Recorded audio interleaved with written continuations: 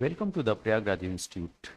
आज हम लोग महत्वपूर्ण वीडियो की श्रृंखला में हिंदी सब्जेक्ट से संबंधित कुछ महत्वपूर्ण और अति महत्वपूर्ण प्रश्नों को लेकर आपके सामने आए हैं।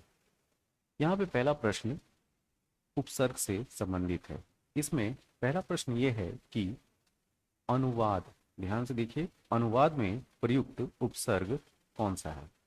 पहला ऑप्शन है अ, बी ऑप्शन है अन, सी ऑप्शन है औ और डी ऑप्शन है अनु।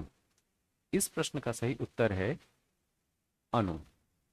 जैसा हम जानते हैं कि उपसर्ग शब्दों के आगे प्रयुक्त होते हैं और एक नया अर्थ उत्पन्न करते हैं। किस तिथि को हिंदी को राजभाषा बनाने का निर्णय लिया गया था? तो यहाँ ऑप्शन है 26 जनवरी 1950, बी ऑप्शन है 14 सितंबर 1949, सी है 14 सितंबर 1950 और डी ऑप्शन है 15 अगस्त 1947। कभी कभी क्या होता है कि हिंदी विषय में व्याकरण के अलावा जो कुछ अन्य क्वेश्चन जो बनते हैं कि हिंदी भाषा को प्रोत्साहन के लिए भारत सरकार क्या कर रही है, ठीक, या हिंदी भाषा राजभाषा कब बनी, तो इस तरीके से भी शब्द जो है कंपटीशन में पूछे जाते हैं। तो इस वजह से मैंने ये प्रश्न रखा है आप लोग के सामने। तो हिंदी को राजभाषा बनाने का निर्णय कब लिया गया, ये प्रश्न है। तो इस प्रश्न का सही उत्तर है 14 सितंबर 1949। इसी वजह से 14 सितंबर को हम हिंदी दिवस भी मनाते हैं। नेक्स्ट, हिंदी खड़ी बोली किस अपभ्रंश से विकसित हुई है? यहाँ पे ऑप्शन पहला है अर्ध मगधी, बी ऑप्शन है सौरसेनी, सी है ब्राचड़ और डी है मगधी। इस प्रश्न का सही उत्तर है सौरसेनी। हिंदी वर्णमाला में आयोग वाह, ये ध्यान रखिए, आयोग वाह वर्ण कौन से हैं? पहला ई बड़ी ई, उ बड़ा उ, सी अंग अ और डी है अ आ। इस प्रश्न का सही उत्तर है अंग और आ, ये आयोग वाह वर्ण में आते हैं। नेक्स्ट, निम्न में से किस शब्द में प्रत्यय लगा हुआ है? आपको बताना है कि किस में प्रत्यय लगा हुआ है, ठीक है। सागर पहला ऑप्शन है, नगर दूसरा ऑप्शन है, अगर मगर तीसरा ऑप्शन है और जादूगर चौथा ऑप्शन है। तो इस प्रश्न का सही उत्तर है जादूगर। किस शब्द में उपसर्ग का प्रयोग हुआ है? पहला ऑप्शन है उपकार, दूसरा ऑप्शन है लाभदायक, सी ऑप्शन है पढ़ाई और डी ऑप्शन है अपनापन। इस प्रश्न का सही उत्तर है उपकार। नेक्स्ट, निम्न से में अल्प प्राण वर्ण कौन से हैं? ठीक है, तो इन चार ऑप्शन में आपको बता रहे हैं कि अल्प प्राण वर्ण कौन से हैं। ए ऑप्शन है क ग, बी ऑप्शन है थ ध, सी ऑप्शन है फ ब और डी ऑप्शन है अ आ। इस प्रश्न का सही उत्तर है क ग। अब हम अल्प प्राण और महाप्राण के बारे में डिटेल से जानेंगे। देखिए, अल्प प्राण व्यंजन कौन से होते हैं? तो ऐसे व्यंजन जिनको बोलने में कम समय लगता है, ध्यान दीजिए, जिनको बोलने में कम समय लगता है और बोलते समय मुख से कम वायु निकलती है, उन्हें अल्प प्राण व्यंजन कहते हैं। इनकी संख्या होती है 20। कितनी होती है? 20। ठीक है, अब देख लेते हैं कि अल्प प्राण व्यंजन है कौन। तो क ग अंग, च ज य, ट ड ड़ ड, त द न, प ब म, य र ल व। और अगर वर्ग के हिसाब से बोला जाए तो क वर्ग का पहला तीसरा और पांचवा अक्षर फर्स्ट, थर्ड और फिफ्थ, 1 3 5। च वर्ग में भी सेम 1 3 5, ट वर्ग में भी 1 3 5 और त वर्ग में भी पहला तीसरा और पांचवा, प वर्ग में भी पहला तीसरा पांचवा। तो इस तरीके से टोटल क च ट 3 2 5, तो 5 या 15, 15 तो ये हो गए, ठीक है, क से लेके प वर्ग तक। चारों अंत्यस्थ व्यंजन भी अल्प प्राण में आते हैं, य र ल व, ठीक है। तो 15 प्लस 4 ये हो गए, और एक उच्छिप्त व्यंजन अंगा, ठीक है, अ, अंगा। तो इस तरीके से 15 4 19 और एक टोटल 20 हो गए। तो याद कैसे रखना है कि हर वर्ग का जो है पहला, तीसरा और पांचवा अक्षर, इसके साथ में य र ल व अंतस्थ व्यंजन, और एक आता है उच्छिप्त व्यंजन जिसको अंगा बोलते हैं, ठीक है, इस तरीके से। अब हम बात करेंगे नेक्स्ट, महाप्राण व्यंजन। ऐसे व्यंजन जिनको बोलने में अधिक प्रयत्न करना पड़ता है और बोलते समय मुख से अधिक वायु निकलती है, उन्हें महाप्राण व्यंजन कहते हैं। इनकी संख्या 15 होती है। देख लेते हैं। ख, ग, छ, झ, ठ, ड, थ, ध, फ, भ। इनकी संख्या कितनी होगी? 2 2 4 2 6 2 8 2 10। ये हो गए 10 प्लस ढ 11 और श स स ह, ये हो गए 4। तो क वर्ण में ख और घ की बात की जा रही है, तो क वर्ण में ख और घ है क्या? दूसरा और चौथा। इसी तरीके से च वर्ण में छ और झ है, वो भी दूसरा और चौथा। त वर्ण में भी दूसरा और चौथा। त वर्ण में भी दूसरा और चौथा। प वर्ण में भी दूसरा और चौथा। तो इस तरीके से ये 10 हो गए। इसके साथ में ढ 11 एक मिला लिया तो, और स श स ह ये 4। तो टोटल कितने हो गए? 15। इनकी संख्या याद रखेगा। तो अल्प प्राण की संख्या कितनी? 20, ठीक है।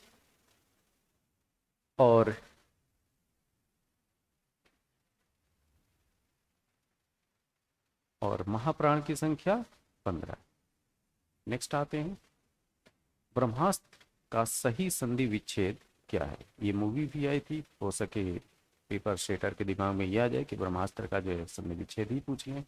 तो इसका संधि विच्छेद होगा ब्रह्म प्लस अस्त्र। क्या? ब्रह्म प्लस अस्त्र। हिंदी में कृत प्रत्ययों की संख्या कितनी होती है? ये प्रश्न है। तो हिंदी में कृत प्रत्ययों की संख्या होती है 42।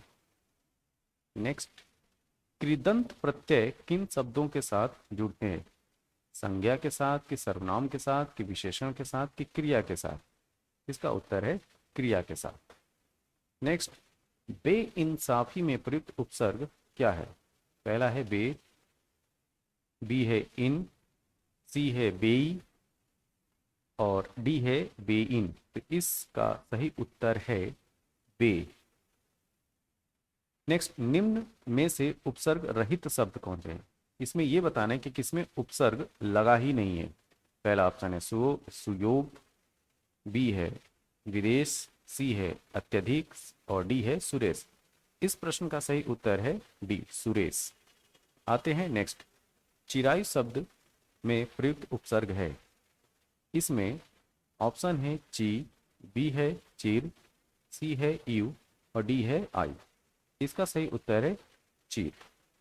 पुरोहित में उपसर्ग बताना है। तो पुरोहित में उपसर्ग में जो ऑप्शन दिए गए हैं, पुरस पहला, बी पुरा, सी पुरा, और डी है पुर। इस प्रश्न का सही उत्तर है पूरा।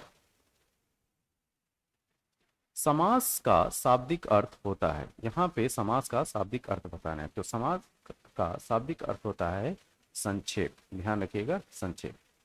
जिस समास में उत्तर पद प्रधान होने के साथ ही पूर्व तथा उत्तर पद में विशेषण विशेष का संबंध भी होता है, कौन सा समास कहते हैं?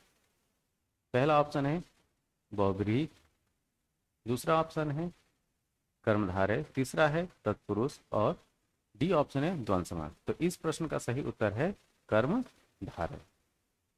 नेक्स्ट, हिंदी दिवस किस दिन को मनाया जाता है? तो हिंदी दिवस जो है 14 सितंबर को मनाया जाता है। संविधान का अनुच्छेद 351 में किस विषय का वर्णन है? पहला ऑप्शन है उच्चतम न्यायालय की भाषा, पत्राचार की भाषा, हिंदी के विकास के लिए निर्देश, और संघ की राजभाषा। तो 351 में बात यह की गई है कि हिंदी के विकास के लिए निर्देश दिए गए हैं। तो इसका उत्तर है सी। नेक्स्ट, जिस समास के दोनों पद अप्रधान, ध्यान दीजिए, दोनों पद अप्रधान होते हैं, वहां पे कौन सा समास होता है? तो इसका उत्तर है बहुव्रीहि। जितेंद्री में कौन सा समास है? पहला ऑप्शन है द्वंद्व, बी ऑप्शन है बहुव्रीहि, सी ऑप्शन है तत्पुरुष और डी ऑप्शन है कर्मधारय। इसका सही उत्तर है बहुव्रीहि। नेक्स्ट, देशांतर में कौन सा समास है? पहला ऑप्शन है बहुव्रीहि, दूसरा है द्विगु, तीसरा है तत्पुरुष और लास्ट है कर्मधारय। तो इसका उत्तर है कर्मधारय समास। निशाचर में कौन सा समास है? अव्ययी भाव पहला है ऑप्शन, बी है कर्मधारय, सी है बहुव्रीहि और डी ऑप्शन है इनमें से कोई नहीं। इसका सही उत्तर है बहुव्रीहि। नेक्स्ट, चौराहा में कौन सा समास है? चौराहा में कौन सा समास है ये पूछा जा रहा है।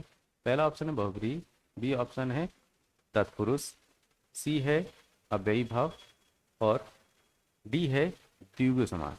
तो चौराहा में डी द्विगु समास। स्वर संधि में कितने भेद होते हैं?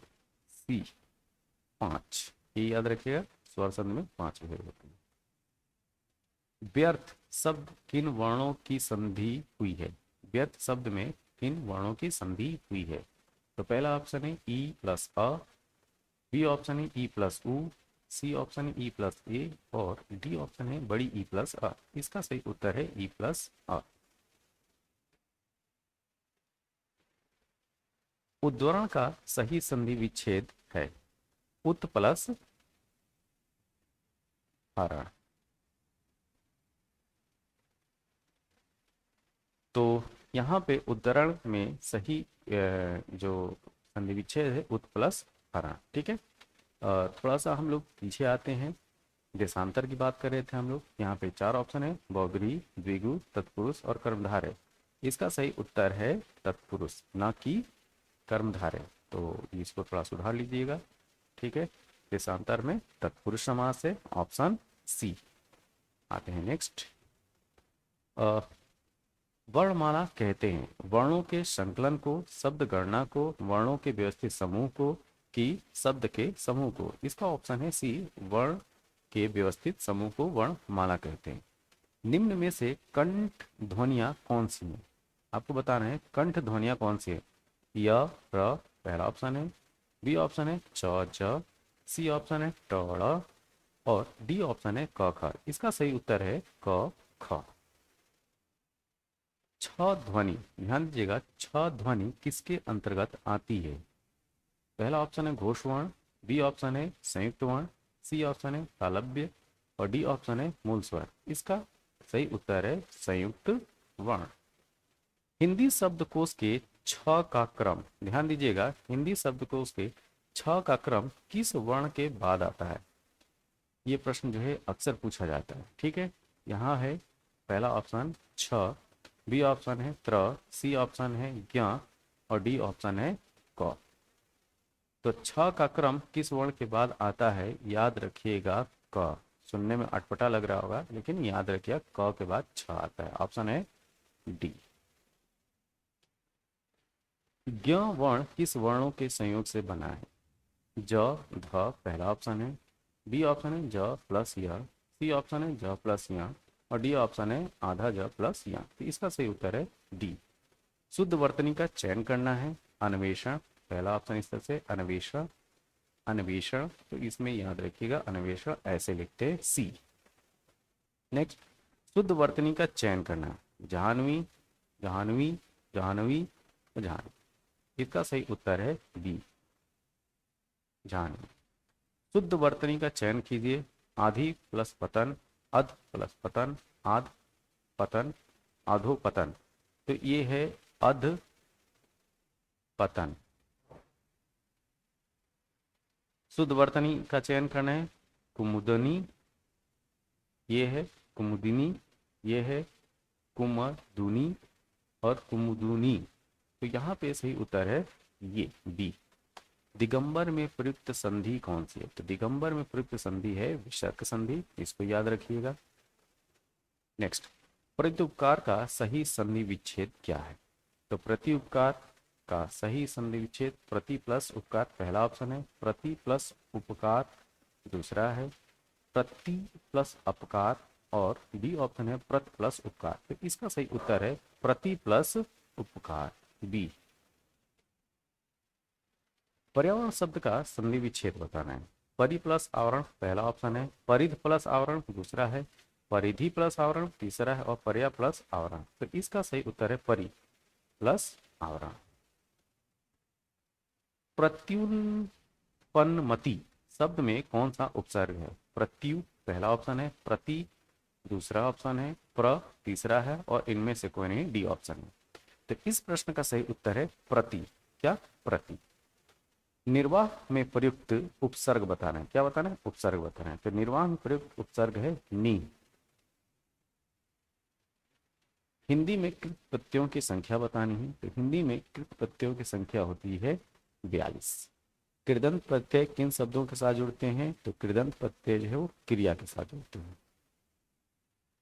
सुपुरुष में कौन सा समास है? अव्ययी भाव पहला ऑप्शन है, कर्मधारय दूसरा ऑप्शन है, सी ऑप्शन है द्वंद्व समास और डी ऑप्शन है सुपुरुष जो है उसमें कर्मधारय समास है। ठीक है।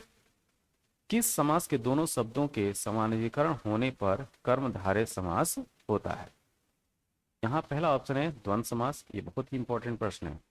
बी ऑप्शन है बहुब्रीहि समास और सी ऑप्शन है तत्पुरुष समास और डी ऑप्शन है द्विगु समास। तो इसका सही उत्तर है सी, तत्पुरुष समास। ठीक है। तत्पुरुष समास के दोनों शब्दों के समानाधिकरण होने पर कर्मधारय समास होता है। नेक्स्ट, द्विगु समास का उदाहरण बताना है। पहला है दिन रात, बी है त्रिभुवन, सी है अन्वय और डी है चतुरायन। इसका सही उत्तर है त्रिभुवन। परमेश्वर,